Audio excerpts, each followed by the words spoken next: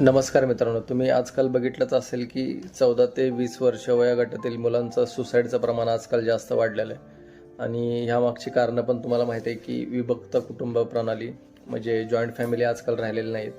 आईवडील दोघे पण कामाला जातात, दिवसभर मुले सोशल मीडिया आणि टी व्ही बघत बसतात. आणि ह्या कारणांमुळे त्यांचा सोशल कनेक्शन वगैरे सर्व कमी होतं, स्वतःला एकटेपणा जाणवतो आणि भविष्यात त्या घटना घडतात. तर खूप साऱ्या लोकांना तर कारणं माहितीच आहेत की आजकाल का होतात, पण त्यावरती उपाय काय ते आज आपण डिस्कस करू. तर उपाय हा आहे की तुम्हाला मुलांना लहानपणापासूनच एक खेळामध्ये आवड निर्माण केली पाहिजे.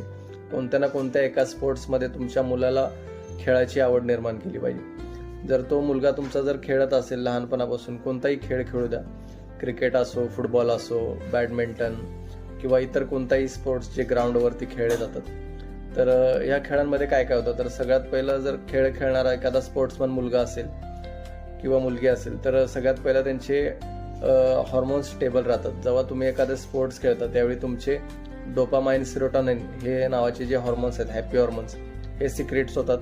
आणि या हॉर्मोन्समुळे मुलगा डिप्रेशन आणि अँझायटीमध्ये जात नाही. दुसरा पॉईंट आहे की स्पोर्ट्स खेळणाऱ्या मुलांमध्ये एक गोल सेट होतो. म्हणजे समजा एखादा मुलगा कराटे खेळत असेल तर त्याच्या लाईफमध्ये त्याला गोल काय येतो पहिल्यांदा, की मला ब्लॅक बेल्ट पर्यंत जायचं आहे. क्रिकेट खेळणारा मुलगा असेल तर त्याला वाटतं की बाबा मला पुढे जाऊन सेंचुरी मारायची आहे, डबल सेंचुरी मारायची आहे. म्हणजे ह्यासारखे गोल सेट होतात त्यांच्या लाईफमध्ये, म्हणजे बाकीच्या विचारांना चान्सच भेटत नाही. तिसरं आहे की सोशल कनेक्शन वाढतं. जेव्हा ही मुलं ग्राउंडवरती खेळतात तेव्हा त्यांचे अनेक मित्र होतात, मैत्रिणी होतात, आणि त्यांसोबत त्यांचे एक सोशल बॉन्डिंग तयार होतं आणि आचार विचार एकमेकांचे घेवाणदेवाण होते, आणि त्यामुळे त्यांच्या डोक्यात निगेटिव्ह विचार येत नाहीत. चौथा आहे की स्ट्रेस कसा हँडल करायचा हे त्यांना कळतं, कारण की जेव्हा ते खेळतात तेव्हा त्यांची हार जीत होत राहते. हारल्यानंतर त्यांना त्या कमी वयातच त्यांना कशी हार पचवायची, कसं स्ट्रेस मॅनेज करायचं हे त्याच वेळी त्यांना समजायला समजतं. पाचवा मुद्दा आहे की त्यांची झोप चांगली राहते आणि बॉडीचा फिटनेस चांगला राहतो.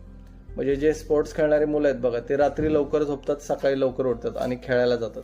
आणि हाच जर एखादा मुलगा कंटिन्यू रात्री मोबाईल बघत असेल तर तो रात्री उशिरा झोपतो, सकाळी उशिरा उठतो. त्यामुळे त्याच्या माइंड पण आणि ब्रेन पण एकदम स्लो ॲक्टिव्ह राहतं.